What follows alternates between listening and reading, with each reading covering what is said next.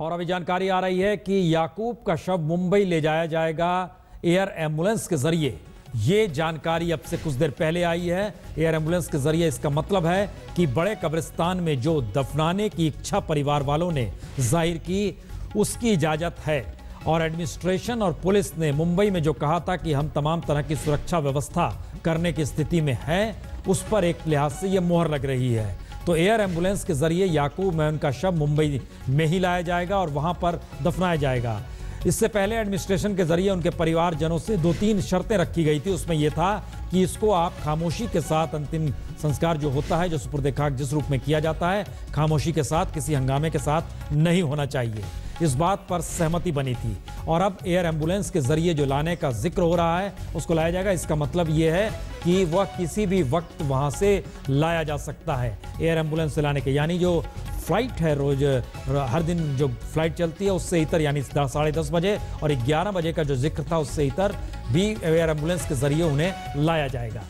और इन सब के साथ ही परिवार के जो तमाम सदस्य हैं जो इस वक्त नागपुर में मौजूद हैं, वो इस वक्त जेल पहुंचे हैं। उस्मान और सुलेमान जो उनके भाई हैं। मुस्तफ़ा, उनके परिवार में जो जिक्र हो रहा था कि उनकी पत्नी और बेटी भी जाएंगी नागपुर, तो इसका मतलब है वो नागपुर नहीं गई हैं, वो इंतजार अब मुंबई में ही कर रही हैं, माहिम के घर पर ही है। मुस्तफ़ा जी बिल्कुल।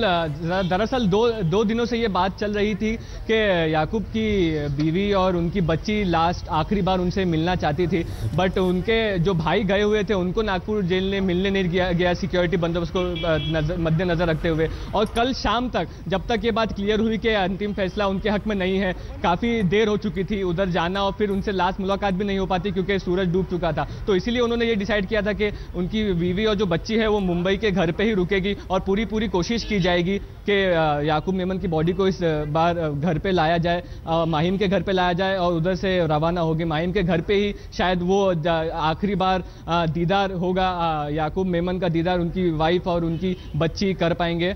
और दूसरी पहलू यहाँ पे ये भी है कि मुंबई पुलिस के लिए ये भी एक चेतावनी होगी कि कितने लोग यहाँ पे आते हैं माहिम में, क्योंकि इस वक्त जैसा आप देखें तो घर के बाहर का जो इलाका है वहाँ पे काफ़ी ज़्यादा लोग अभी तक जमा नहीं हुए हैं। शायद वो लोग ये इंतजार कर रहे हैं कि याकूब की बॉडी कब मुंबई आती है। तो कितने लोग कितनी भीड़ उमड़ के आती है उस टाइम पे जब बॉडी आती है, उस पर भी लॉ एंड ऑर्डर सिचुएशन काफ़ी हद तक डिपेंड करेगा। बने रहिए हमारे साथ। कौशल पांडे जुड़ चुके हैं नागपुर से। कौशल, क्या जानकारी है, कितने बजे रवाना होगा एयर एम्बुलेंस के जरिए बॉडी? देखिए, लगभग 1 से 2 बजे के बीच में एयर एम्बुलेंस से बॉडी नागपुर से रवाना होगी, क्योंकि जनरल फ्लाइट में वो भी वैसे बॉडी ले जा सकती है, लेकिन ऐसी बॉडी जो कि पोस्टमार्टम की हुई है, ऐसी बॉडी को ले जाना मुश्किल है। इसलिए एयर एम्बुलेंस से बॉडी को ले जाया जाएगा। 1 से 2 बजे के बीच का टाइम है। और इस पे सहमति बन गई है कि जो भी वहां पर मुंबई में जो भी सुपुर्द खाक वहां पर किया जाएगा, ये जो लास्ट रिचुअल्स किए जाएंगे, उसमें परिवार वालों के सामने कुछ शर्तें भी रखी गई हैं जिसका जिक्र बार बार निकल कर आ रहा है कि वो खामोशी से करेंगे। जी बिल्कुल। परिवार वालों से जो कल दोनों भाई थे, उस्मान मेमन और सुलेमान मेमन, कल ही बता दिया गया था कि बहुत बड़ा प्रोसेशन ना हो, जितनी सादगी से करोगे तो ही। इन्हीं शर्तों पर तैयार होकर सरकार ने इच्छा दर्शाई है कि वो याकूब मेमन की बॉडी उनके परिवार को सौंप दी जाए। और इस वक्त कहां पर हैं उनके दोनों भाई? इस वक्त दोनों भाई जेल प्रीमाइसेस में ही है। उनको याकूब मेमन को दिखा दिया गया है कि ये आपका भाई है और ये डेड है, ये उनको दिखा दिया गया है। और इसकी अगली प्रक्रिया में क्या है? क्या जेल अथॉरिटीज कुछ जानकारी भी देगी, सामने आएंगी, बताएंगी कि किस रूप में क्या किया जा रहा है, या मुख्यमंत्री का ही आखिरी बयान और पहला बयान होगा?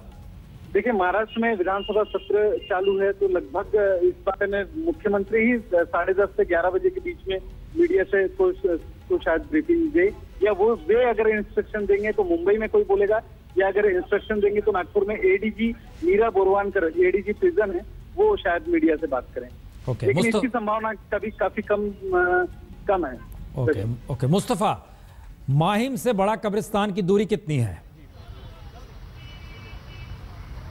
माहिम से बड़ा कब्रिस्तान की दूरी लगभग 10 से 15 किलोमीटर है। और एक तरीके से आपको बता दें कि बड़ा कब्रिस्तान जो है चन्नी रोड मरीन लाइन में है, जो कि साउथ मुंबई का इलाका पड़ता है, और माहिम जो कि एकदम सिटी एंड होने के उस पे सिटी लिमिट्स पे पड़ता है। तो ये काफ़ी ज़्यादा दूरी है, और जिस तरीके का ये केस बताया जा रहा है काफ़ी सेंसिटिव केस बताया जा रहा है। तो उसी तरीके से मैं ये बात कह रहा था कि अगर यहाँ पे ज़्यादा लोग उमड़ के आते हैं और वो सब लोग यहाँ से बड़ा कब्रिस्तान जाने के लिए सोचते हैं तो काफ़ी रोड पे भीड़भाड़ हो सकती है, ट्रैफिक जाम हो सकता है। उस तरीके को लेकर के बहुत सख्त सुरक्षा बंदोबस्त रखना पड़ेगा, क्योंकि जितनी ज़्यादा भीड़ जमा होगी उतने ज़्यादा यही चांसेस भी रहेंगे कि कुछ गलत बात हो सकती है। क्योंकि एक बात आपको बता दें कि याकूब मेमन काफ़ी हद तक मेमन फैमिली माहिम में ही रही है काफ़ी सालों तक, एक तरीके की यहाँ की रिहाइश है उनकी। तो याकूब मेमन को बहुत से लोग जो यहाँ के रहने वाले हैं वो उनके साथ खेले हुए हैं, तो उनकी काफ़ी भावनाएं जुड़ी हुई हैं याकूब मेमन के साथ और मेमन फैमिली के साथ। तो हो सकता है कि लोग यहाँ पर आए, यहाँ पर काफ़ी संगीन माहौल होगा, लोग इमोशन में काफ़ी हद तक कुछ गलत हो सकता है। तो जितनी भीड़ यहाँ पे इस इलाके में जमा होगी उसके ऊपर ये डिपेंड करेगा कि बेसिकली यहाँ की लॉ एंड ऑर्डर सिचुएशन कैसी रहती है। 405 लोगों को हिरासत में लिया गया है मुंबई पुलिस के जरिए। तो अब चूंकि 1 से 2 बजे के बीच में अगर एयर एम्बुलेंस के जरिए नागपुर से मुंबई लाया जाता है तो मानकर चलिए कि तकरीबन 50 मिनट की ये फ्लाइट होती है, 45-50 मिनट की फ्लाइट होगी जो वहां पहुंचेगी। मुंबई पुलिस किस रूप में वहां पर चाक चौबंद व्यवस्था और करने की स्थिति में होगी, क्योंकि मुंबई पुलिस ने कल ही कहा था वो सुरक्षा देने की स्थिति में है और वो चाहती है कि परिवार वालों को बॉडी दे दी जाए, वो यहां पर किस किस रास्ते में किन किन परिस्थितियों के साथ मुंबई में सिक्योरिटी व्यवस्था की जा सकती है। मुस्तफा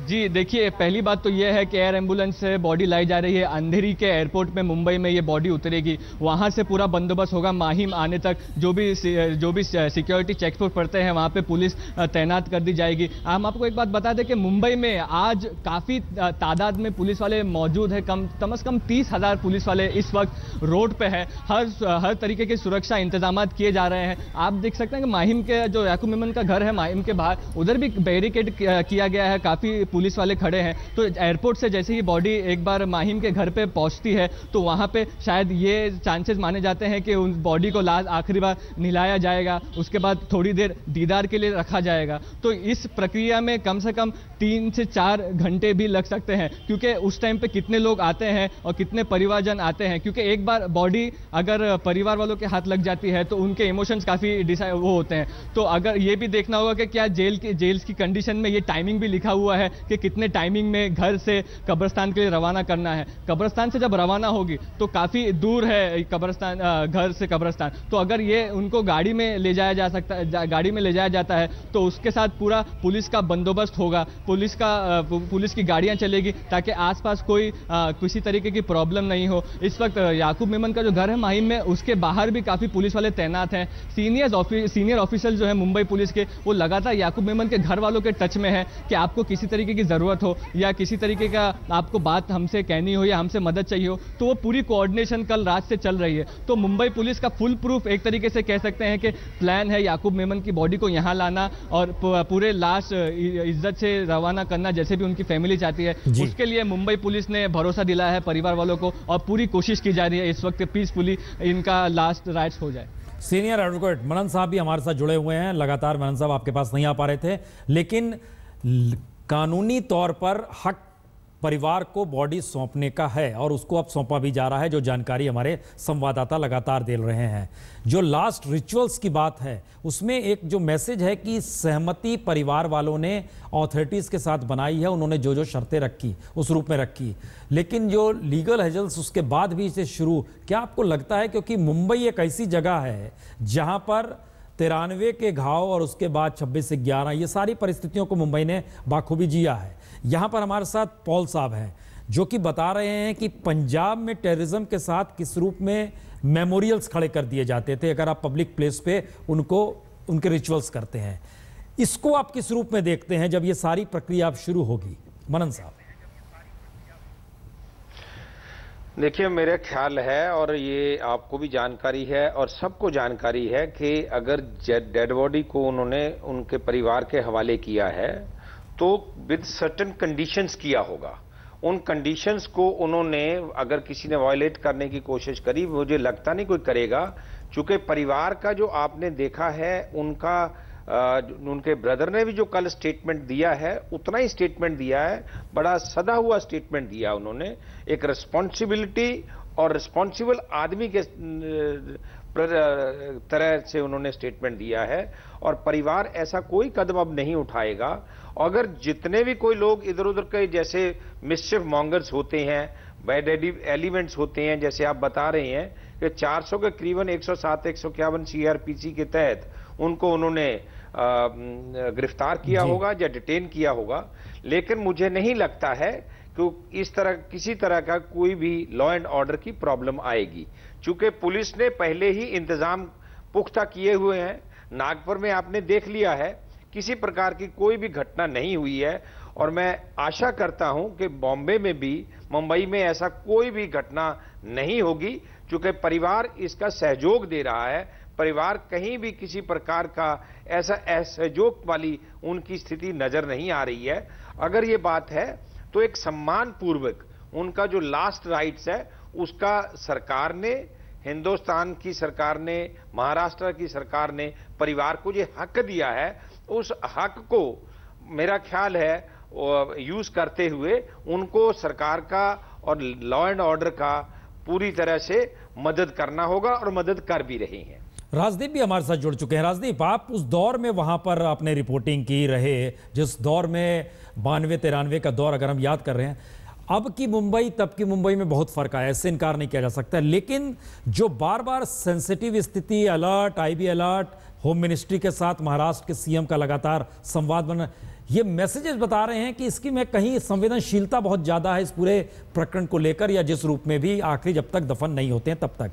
किस रूप में मुंबई की मौजूदा परिस्थिति को आप देख पा रहे हैं इस फांसी के बाद? देखिए, मुझे लगता है जैसे आपने कहा 92-93 के जो दंगे हुए और फिर बम ब्लास्ट हुए, उसने मुंबई को बदल दिया। वो घाव अभी भी है कुछ हद तक, क्योंकि सिटी जो है, मुंबई शहर जो है, उस दिन बट गया।